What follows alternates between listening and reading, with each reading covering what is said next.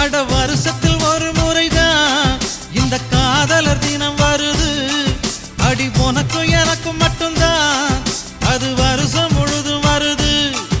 அட வருஷத்தில் ஒரு முறைதான் இந்த காதலர் தினம் வருது.